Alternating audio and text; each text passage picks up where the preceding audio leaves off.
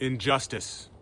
That's where we left the story yesterday about David and Bathsheba and the cover-up with murdering Uriah. And if we left the story there, it wouldn't feel complete, because it's not complete, because there's definitely some unresolved guilt and justice that needs to be settled. So the next chapter starts off with Nathan, the prophet, who comes to David and he tells him a story. And I don't think it's a mistake, or it's not on purpose, that it's a story about a little guy with his one sheep, with his one lamb. I think David would identify with both being the king and the powerful, but also he grew up as the shepherd boy. And so Nathan tells him this story, this miscarriage of justice, this injustice that's been done.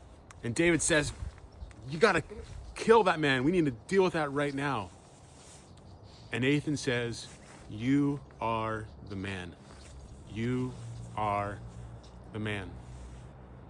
Today, as I read this story, I go, God, what are you trying to say to me? What are you trying to say to us? Well, I think what we need to consider is if we are the man, the men, the woman who have done things wrong, we are guilty.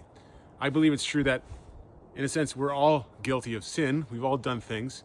But the question is, have we left it unresolved like this story is? Have we made things right? Have we gone to God and asked forgiveness? And then those who we've harmed, have we made things right? The first one, for some reason, this all-powerful God who has a desire for justice and distastes sin, it seems to be easy for us to go to him sometimes and just ask for forgiveness. I think it's easy because of the hard thing that Jesus did on the cross, obviously.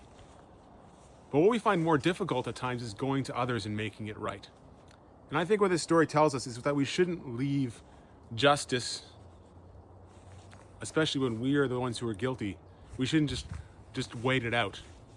Because eventually, God shows up and he does this. He has a prophet who tells a story about a sheep and a guy and an miscarriage of justice.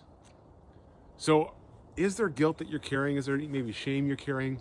Bring that to Jesus. Ask him, who should I make it right with? How do I make this right? And then do that. It may be difficult. It may be tough. It may mess things around with your life, but I guarantee you that when you confess to God and others, that he brings freedom.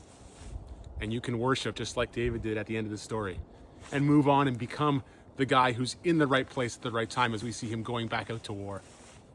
I hope it's a good word for you today.